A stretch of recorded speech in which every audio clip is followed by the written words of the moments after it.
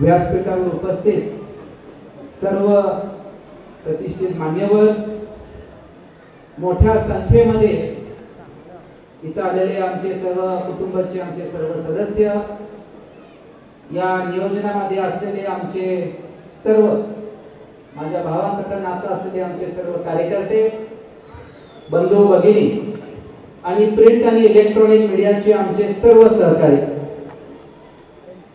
कार्यक्रमाची सुरुवात करताना, भाषणाची सुरुवात करताना मला आवर्जून उल्लेख करायचा आहे की व्यासपीठावर आलेले आमचे सर्व मान्यवर, मला माननीय अजयजी आणि ताईंचं थोडंसं दिलगिरी व्यक्त करायची की आमच्याकडून निमंत्रण आपल्याला उशीर दिला तर मी वैयक्तिक दिलगिरी आपल्याला व्यक्त करतो। हा कार्यक्रमाचं नियोजन करताना ज्या आमच्या सगळ्या सहकार्यांनी जे नियोजन केलं, म्हणजे या कार्यक्रमाचं वैशिष्ट्य असं आहे की ज्याचं आम्ही नियोजन करायला सुरू केलं, आमची एक सुरुवातीला गुजर साहेब, निव देसाई साहेब आणि आमची एक टीम, एक 10-15 लोकांची टीम होती आणि त्यांनी आम्हाला कॉन्टॅक्ट नंबर दिले की तुम्ही जरा ह्या लोकांना फोन करा। मी वैयक्तिक 250-300 फोन कॉल केले असते, टोटल मला 400-450 नंबर दिले, पण 200 नंतर मी फोन कॉल करायचं बंद केलं। त्याचं कारण की प्रत्येक व्यक्तीला मी फोन करतोय, ते प्रत्येक व्यक्ती चिरून मला उत्तर देते, तुम्ही मला निमंत्रण का देताय, मी नियोजनामध्ये आम्हीच आहे, म्हणजे प्रत्येक व्यक्ती नियोजनामध्ये आहे। माझ्यासाठी ही फार मोठी गोष्ट आहे। भविष्य मी बोलत होतो की मुंबईकरांनी आणि कागल गडिंग दुस्तूरच्या लोकांनी इलेक्शन आपल्या हातामध्ये घेतलेली आहे, हे परिवर्तन ती घेतलेली आहे आणि या सगळ्या संयोजक समितीचं मी मनापासून आभार व्यक्त करतो की आपण सगळ्यांनी जे जिद्दीने हा कार्यक्रम घेतला, ज्या ताकदीने आपण लोकांपर्यंत पोहोचला, त्या प्रत्येक खुलीपर्यंत आपण पोहोचला। मी त्यांना एकच सांगितलं की तुम्ही कुठल्या मतदारांना निमंत्रण द्यायला जाऊ नका, तुमच्या घरच्या लोकांना जसं आपण निमंत्रण देतो तसं आपण कार्यक्रम करा। या सगळ्या संयोजक समितीचं मी मनापासून आभार व्यक्त करतो। हे माझं सौभाग्य आहे की असले कार्यकर्ते, भावासारखे कार्यकर्ते माझ्या या टीम मध्ये आहेत, ज्यांनी हे कार्यक्रम सुरू केला। आज या कार्यक्रमाला आपण जर बघितलं, महाविकास आघाडीचा कार्यक्रम, या निमित्ताने आपल्याला आता परमेश्वराचा पण आशीर्वाद मिळाले। आपण बघा 3 तारखेला आदरणीय पवार साहेबांच्या अध्यक्षतेखाली आपण कागलला जेव्हा कार्यक्रम घेतला तेव्हा दुपारी 4:30 वाजेपर्यंत पाऊस पडत होता, 5 वाजता पाऊस थांबला आणि कार्यक्रम यशस्वी झाला। मागच्या 4 दिवसापासून मुंबईत पाऊस पडत होता, आज बघा परमेश्वराचा आशीर्वाद, ते पाऊसच थांबलेला आहे। आणि बघाशी येताना माझं काय सौभाग्य आहे की माँ दुर्गाचे पण आशीर्वाद मगाशी माझे झाले, याच्यापेक्षा मोठं शगुनचं काय आपल्याला मिळू शकतं। काही दिवसापूर्वी इथं कार्यक्रम झाला, मला बरेच मंडळी म्हटले साहेबांनी आपल्या भाषणात उल्लेख केला, मी त्यांना काही म्हटलं नाही। मी म्हटलं हा मागच्या आठवड्यात कार्यक्रम झाला, बरं झाला, तर मला वाटतं तो कार्यक्रम झाला म्हणून हा कार्यक्रम आणि उत्कृष्ट झाल्याबद्दल मी त्यांचे मनापासून आभार व्यक्त करतो की सगळी पेटी होती। मी आपल्या सगळ्यांना एवढंच सांगतो, मी आपल्याला सगळ्यांना एवढंच सांगतो की आदरणीय शरदचंद्र पवार साहेब, माननीय राहुल गांधी साहेब, सोनियाजी गांधीजी, नाना पटोलेजी, माननीय उद्धवजी ठाकरे साहेब, माननीय आदित्यजी ठाकरे साहेब, या सगळ्यांच्या मार्गदर्शनाखाली आपल्याला येत्या काळामध्ये महाविकास आघाडीचं सरकार स्थापन करण्यामध्ये एक आपण लक्षात ठेवून पहिलं पाहिजे की आपण निर्धार केला पाहिजे की हे परिवर्तन जे होणार आहे ते परिवर्तनचं उगम जर कुठलं असेल तर शाहू महाराजांची जन्मभूमी कागल गडिंग दुस्तूर विधानसभा म्हणून त्याची सुरुवात व्हायला पाहिजे। आपण जर आता सगळी भाषणाची पात्रता बघितली, इथं कार्यक्रम झाला, आज पुण्यात झाला, 2 दिवसापूर्वी इचलकरंजीला झाला, साहेब पूर्ण भाषण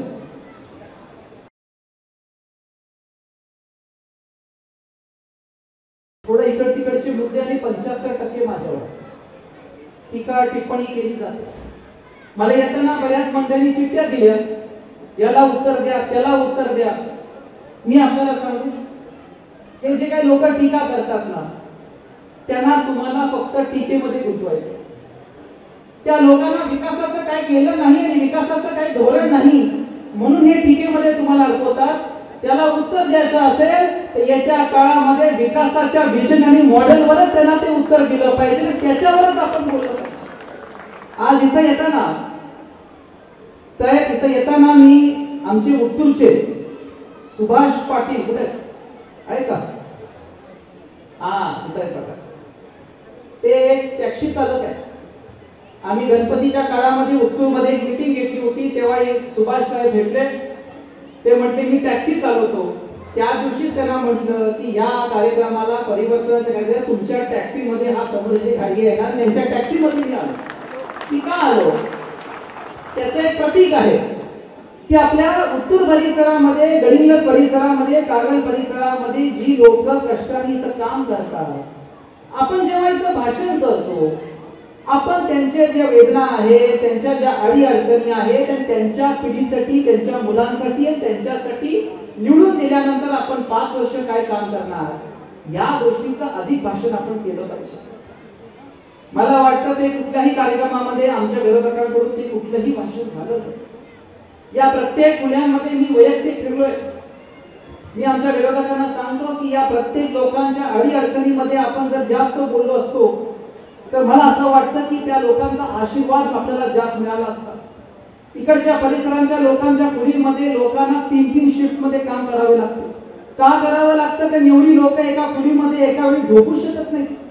3 शिफ्ट मध्ये काम केल्यानंतर सकाळी झोपेल, तो दुपारी झोपेल, नंतर रात्री झोपेल, रविवारी जेव्हा सुट्टी असते काही लोकांना बाहेर जावं लागतं, मग एका पुढीमध्ये बसतो. आपण यांच्यासाठी पुढच्या 5 वर्षामध्ये असं मतदारसंघामध्ये काय करणार आहे की ज्याच्यासाठी या लोकांना परत आपल्या मतदारसंघामध्ये आणण्याची संधी मिळू शकते. या गोष्टीचं अधिक आपल्याला बोलायला. मला सांगा, इथं उत्तूर जिल्हा परिषदेमधून किती लोक आहेत? हात वर करा. सर्वाधिक मुली उत्तूर जिल्हा परिषदच्या आहेत. तुमची एक पिढी गेली आंबेहोत धरणची वाट पाहत, गेली का नाही? स्वर्गीय बाबासाहेब कुपेकर साहेबांनी ते स्वप्न बघितलं होतं की आंबेहोत धरण व्हायला पाहिजे. त्याचं भूमिपूजन झालं पण ते धरण होऊ शकलं नाही. मागच्या सरकारमध्ये आपण 227.54 कोटीची निधी आणून तिथं आंबेहोत धरण पूर्ण झालं. आज 4थं वर्ष आहे जिथं आंबेहोत धरण 100% भरते. हे सर्वात मोठी बाब. आज पाण्याचं नियोजन आपण तिथं केलं. आपल्या सगळ्यांच्या आशीर्वादाने लोकसेवक म्हणून आपली सेवा करायची संधी मिळाली. आपण तिथं थांबून चालणार नाही. आंबेहोत धरणाच्या बॅक वॉटर्स मधून आपल्याला पाणी पुरवठा योजना लिफ्ट इरिगेशन करून, पाणी लिफ्ट करून आपल्याला वरच्या सगळ्या गावांपर्यंत, डोंगराच्या गावापर्यंत पाणी कसं पोहोचवायचं याचं आपल्याला सर्वाधिक नियोजन करावं लागणार आहे. कारण या सगळ्या पिढीचं जे 20 वर्षापासून हे धरण झालं नाही, त्या पाण्याची आपण किंमत काय लावणार. मी आपल्या सगळ्यांना विनंती करतो, जे मी मुद्दे मांडतोय की आपण शांतपणे ऐका. टीका टिप्पणी करणं सोपं आहे, पण विकासाच्या मुद्द्यावर आपल्याला ही इलेक्शन घ्यायची. या उत्तूर परिसराच्या लोकांचा आपण जर विचार केला तर सगळ्यात महत्वाचं की या उत्तूर परिसराच्या लोकांचा सगळ्यात मोठा विषय आहे की आपल्या परिसरामध्ये परत आलं तर आम्ही व्यवसायासाठी काय करणार, रोजगारचे साधन काय आहे.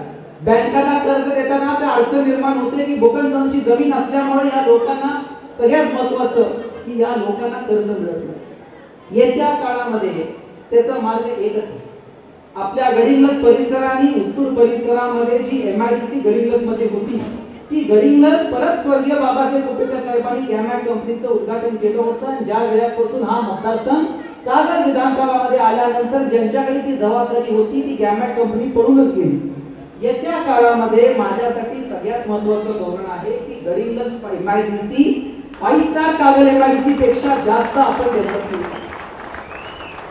त्यासाठी येत्या काळामध्ये जे सरकार निर्माण होणार आहे त्याच्यामध्ये जे काही उद्योग मंत्री असतील त्यांच्या मार्गदर्शनाखाली आपल्याला सगळ्यात महत्वाचं एक वातावरण निर्माण केलं पाहिजे. कारण हायवे पासून 14 किलोमीटर आत कंपनीजना यावं लागतं, पण गोवाच्या रस्त्यावर गडिंग्लज एक सगळ्यात महत्वाचा भाग झालेला आहे आणि त्याच्यासाठी आपल्याला ते इंडस्ट्री तिथं आणले. तर सगळ्यात महत्वाची बाब की आपल्या इकडच्या मुलांना परत आणण्यासाठी एक सगळ्यात मोठी गोष्ट करू शकतो. आज साहेब मला आवर्जून आपल्याला उल्लेख करायचा आहे ताईंना की अण्णासाहेब पाटील आर्थिक विकास महामंडळाच्या माध्यमातून आज राजे विक्रमसिंह घाडगे बँकेने मी अभिमानाने सांगतो आपल्या राज्यामध्ये 130 कोटीच्या वरती कर्ज आपण मुलांना देऊन त्यांच्या काय उभा करायचं काम 22 कोटी रुपये पर्यंत कर्ज आपण दिलेले गडिंग्लज परिसरामध्ये आणि कागल तालुक्यामध्ये राहिलेले पैसे आपण दिले. मी अभिमानाने सांगतो त्या 130 कोटी पैकी 92% लोक मुलं का मुली पहिल्यांदा व्यवसाय करतात. पहिल्यांदा त्या 92% पैकी आता मी आकडे काढले 42% लोक अशी आहेत त्यांनी व्यवसाय वाढवून नोकरीला मुलं लावली. ती मुलं पण मतदारसंघातली लावली म्हणजे उद्योगात पण आले आणि रोजगार पण निर्मिती केली. एक आपण समजून घेतलं पाहिजे. मी पुण्यामध्ये त्या गोष्टीचा उल्लेख केला की आपल्या लोकांना परत येताना आपली मुलं म्हणतात की आपल्या कागल गडिंग्लज जिंतूर मध्ये नोकरीची संधी नाही आहे. माझ्या इंडस्ट्रीच्या बऱ्याच लोकांशी चर्चा झाली आहे ती येत्या काळामध्ये गडिंग्लज मध्येही करायचं आहे. गोकुळ शिरगाव एमआयडीसी मध्ये कौशल्य विकास केंद्र सुरू झालेलं आहे. 5 स्टार एमआयडीसी कागल मध्ये कौशल्य विकास केंद्र करायला इच्छुक आहे. गडिंग्लज एमआयडीसी मध्ये जेव्हा डेव्हलप होईल तेव्हा कौशल्य विकास केंद्र आपण केलं पाहिजे. आपली मुलं म्हणतात की नोकऱ्या मिळत नाही. इंडस्ट्रीची माझी मीटिंग झाली की आम्हाला जे ट्रेड्स पाहिजे वेल्डर असेल फिटर असेल आम्ही 3-3 महिने ट्रेनिंग देणार त्यांना पगारी पण देतोय 8,000 रुपये. पण आज मुलं कौशल्य विकास किंवा स्किल डेव्हलपमेंट मध्ये येत नाही. मग पर्याय काय? आपल्याला बाहेरून मुलं आणावं लागतात. बाहेरच्या शहरामधून मुलं आणावं लागतात. आज मी या सगळ्यांना म्हणतो की इंडस्ट्रीला कौशल्य विकासची गरज आहे. मला माहिती आहे की मुलांना वाटतं की मी बीकॉम झाल्यानंतर मी आता वेल्डर करायचं का, मी आता फिटर करायचं का. एक राजकीय नेता म्हणून ही माझी जबाबदारी आहे की या गोष्टींबद्दल आपण आधी बोललं पाहिजे. आज 3 महिन्याच्या कोर्स नंतर जर आपल्या मुलांना चांगलं तिथं 15-15 हजार रुपयाचा पगार मिळत असेल तर मला वाटते की एक फार चांगल्या पगारामध्ये आपल्याच परिसरामध्ये आपल्याच मुलांना एक आणायची आणि वातावरण निर्माण करायची सगळ्यात मोठी पॉसिबिलिटी आपण तयार करू शकू. मी पुण्यामध्ये याचा उल्लेख केला. बेकरी इंडस्ट्री कोल्हापूर जिल्ह्यामध्ये 17% प्रत्येक वर्षीमध्ये ग्रोथ करते. फक्त कोल्हापूर जिल्ह्यात. मी मुंबई पुण्याचं बोलतच नाही. आज त्या बेकरी इंडस्ट्रीचे बरेच लोक म्हणतात की आम्हाला बेकरी वाढवली पण आमच्याकडे जे बेकरी कंपनीमध्ये जे ट्रेड्स आहेत त्याच्यासाठी आम्हाला बाहेर जावं लागतं. मी आपल्या सगळ्या युवकांना सांगतो आपल्याला आत्मसन्मान 101% ठेवायला पाहिजे पण खोटी प्रतिष्ठा ठेवून चालत नाही. मी राजकीय व्यक्ती म्हणून बोलत नाहीये. राष्ट्रीय छत्रपती शाहू महाराजांच्या घराण्याचा वंशज म्हणून विचारांचा वंशज म्हणून स्वर्गीय राजे विक्रमसिंह घाडगेंचा चिरंजीव म्हणून बोलतोय. श्री छत्रपती शाहू सहकारी साखर कारखाना हा कागलमधली पहिली एमआयडीसी होती. हे मी अभिमानाने सांगतो. तेव्हा इंडस्ट्री कोणी बघितलीच नाही. आणि या गोष्टीसाठी मी आपल्या सगळ्यांना विनंती करतोय की थोडंसं विकासाच्या मुद्द्यावर आपल्याला परत आपल्या मतदारसंघामध्ये आणण्याची संधी मला द्या. इथं कापशी जिल्हा परिषद मध्ये काही लोक आहेत जर हात वर करावा. हे उतूर नंतर सगळ्यात मोठी जास्त संख्या इथं आहे.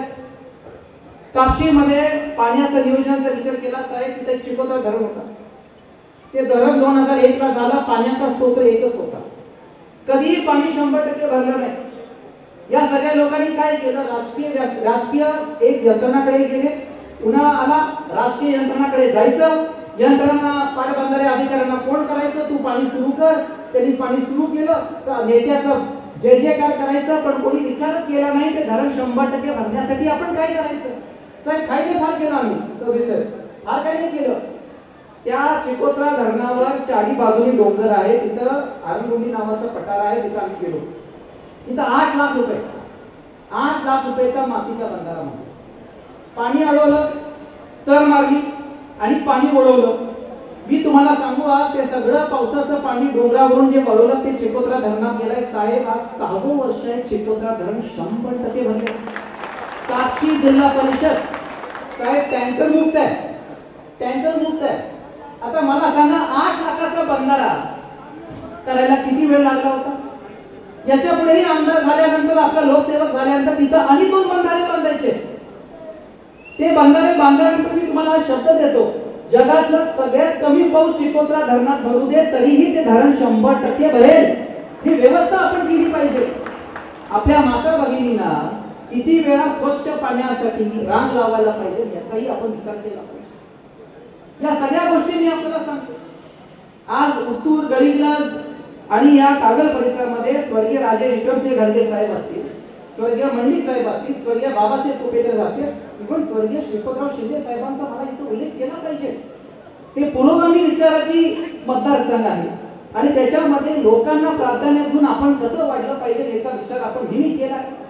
आज आपण बघा की आज कागल गडिंग उत्तूर मध्ये साहेब हे सगळ्यात महत्वाची बाब आहे. कागल तालुक्यात उत्तूर गडिंगचं बोलू, कागल तालुक्यात आपल्याकडे कार्डिओलॉजिस्ट नाही आहे. We don't have a cardiologist. 25 वर्षामध्ये 18 वर्ष मंत्रीपद कमीत कमी आणि आपल्याकडे कार्डिओलॉजिस्ट. मी टीका टिप्पणी करत नाहीये. कागलमध्ये एका हॉस्पिटलमध्ये गेल्यानंतर डॉक्टर म्हणतो की तुम्ही कोल्हापूरला जावा.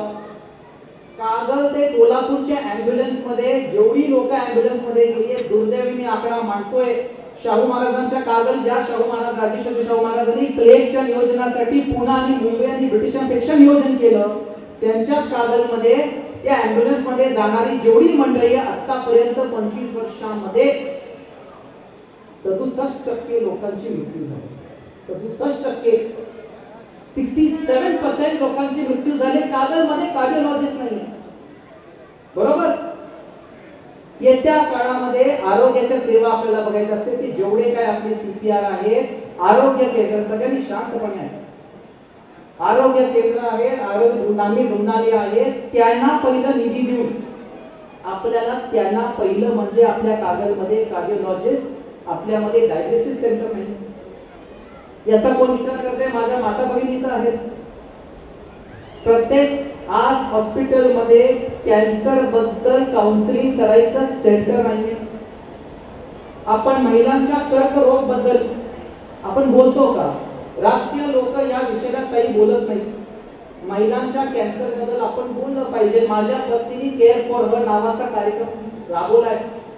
कागल गडिंग उत्तूर मतदारसंघामध्ये महिलांना जे कॅन्सर डिटेक्ट होतं त्याच्यामध्ये 70% महिलांची मृत्यू लेट डिटेक्शन मुळे होते. आपल्या ग्रामीण रुग्णालयामध्ये येत्या काळामध्ये जर आपण एक काउन्सिलिंग सेंटर केलं जिथं महिलांना ते धीर देऊन लगेच ट्रीटमेंटला पुढे पाठवलं तर किती आपल्या माता भगिनीचा जीव वाचेल याचा आपण विचार केला पाहिजे. आपण आता बघतोय की उत्तूर मध्ये मी ऐकलं की आयुर्वेदिक कॉलेज येत आहे, चांगली गोष्ट आहे, आलं पाहिजे. पण मला सांगा उत्तूर मध्ये आपले जे ग्रामीण रुग्णालय आहे ते फुल्ली इक्विप्ड आहे का? आहे का? जोराने बोला. त्याला इक्विप करायला किती? 8 कोटी रुपये लागतील, जास्तीत जास्त 8 कोटी. पण 8 कोटी रुपये 25 वर्षात नाही, पण 100 कोटीचं आयुर्वेदिक कॉलेज आणायला पैसे आहेत. बरोबर ना? कोणासाठी? 2 कॉन्ट्रॅक्टरसाठी पैसे आहेत. बरोबर का नाही? बरोबर का नाही? कशासाठी? 8 कोटीचं तुम्ही पैशामध्ये उत्तूर ग्राम, तिथं स्टाफ काय सुंदर आहे, तिथं काम लोक किती चांगलं करतात. पण आपल्या उत्तूरच्या लोकांना गडिंगला जावं लागतं, कागलच्या लोकांना कोल्हापूर जावं लागतं. या सगळ्या लोकांना खर्च करण्यासाठी मी तुम्हाला सांगतो 50-60 कोटीच्या वरती खर्च लागत नाही. साहेब स्वतः माजी आरोग्य केंद्रीय राज्यमंत्री बाकीताई पवारांकडून मी इकडं 6 सेंटर्सना पैसे आणले होते, ते ब्लॉक केले. ठीक आहे, मी त्यांना विनंती पण केली, तुम्ही करा पण श्रेय द्या. पण नाही. पिंपळगाव कडगावमध्ये सेंटर ब्लॉक केलं, तिथं 25 गावांना. आज साहेब तुम्हाला सांगू, बातमीमध्ये आम्ही आरोग्य केंद्राची भूमिपूजन केलं. तिथं महिला आहे. अहो कधी विचार केलाय की महिलांच्या डिलिव्हरी रूम्स नाही आहेत. प्रेग्नन्सीच्या काळामध्ये आपल्या महिलांना जर त्या गावामध्ये डिलिव्हरी रूम देता येत नाही आणि त्यांच्या वेदनासाठी तुम्ही 8 कोटी रुपये खर्च करत नाही, पण तुम्हाला 100 कोटी खर्च करता येतात. हे दुर्दैव आहे की 25 वर्षांमध्ये हे होत नाही.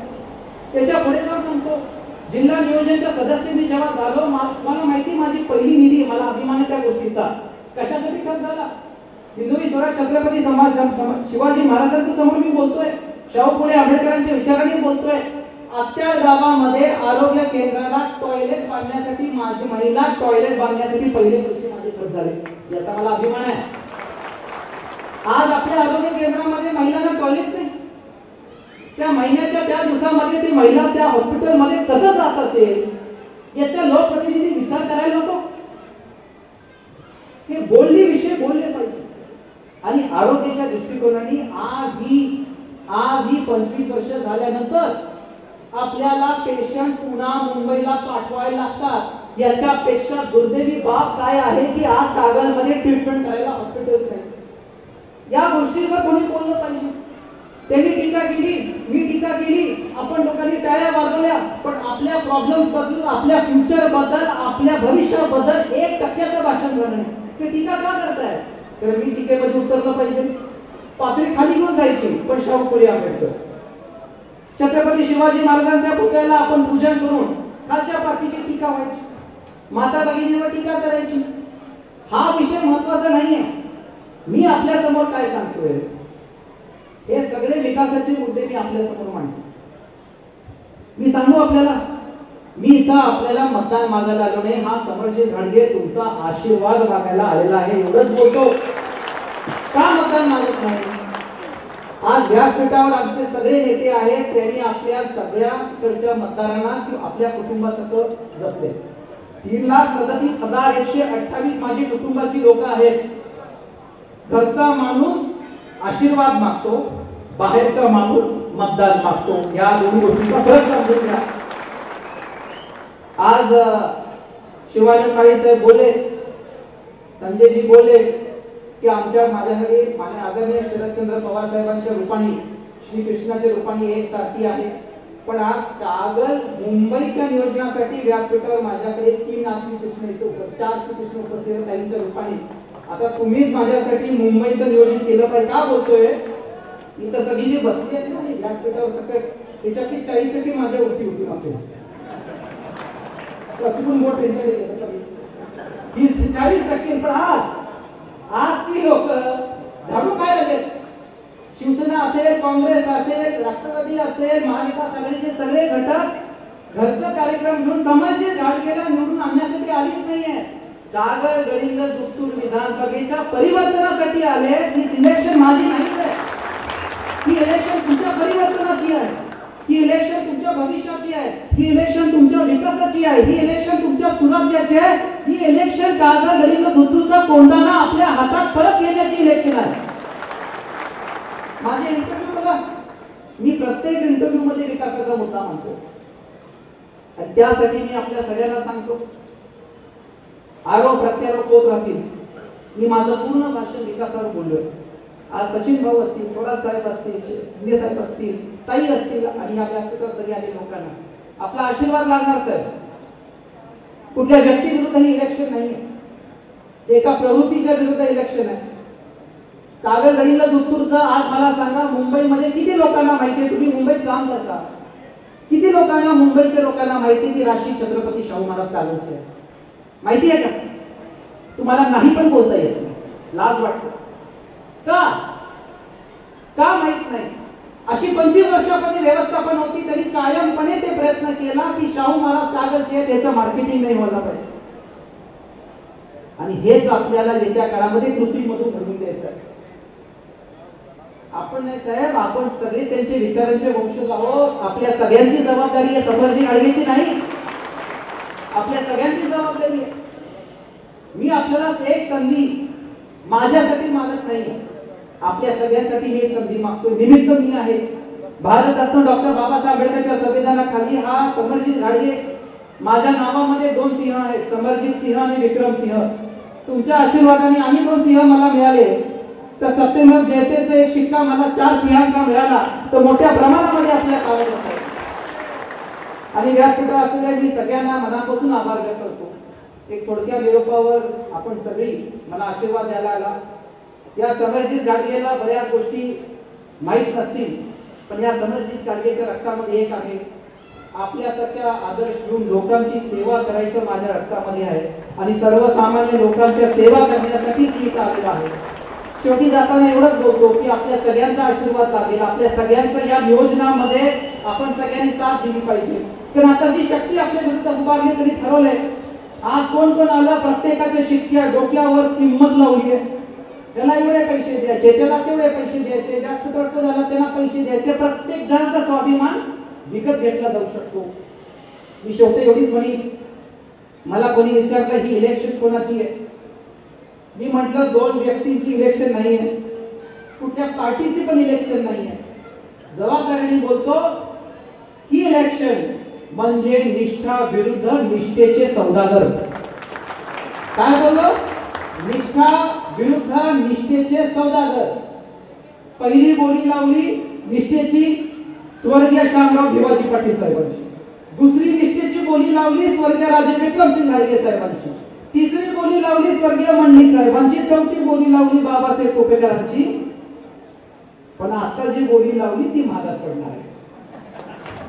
आदरणीय शरदचंद्र पवार साहेबांच्या निष्ठेसाठी आणि ज्या लोकांनी निष्ठेचा सौदा केला, निष्ठेच्या संबंधाचा सौदा केला, आता कागदकरांनीच हा निर्णय घेतला पाहिजे की या लोकांना तुतारी चिन्हाला बटन दाबून निष्ठा काय असते या लोकांना जागा द्यायची आपल्या सगळ्यांची आता वेळ आलेली आहे. त्यामुळे मी आपल्या सगळ्यांना म्हणतो, मी रामकृष्ण हाडी म्हणतात, तुम्ही काय म्हणणार? मीडियाची लोक आहेत त्यांना सगळ्या स्टुडिओ मध्ये आवाज गेला पाहिजे. चला, रामकृष्ण हरे आहे, जेवण आहे नंतर. एबीपी माझा, उघडा डोळे बघा नीट.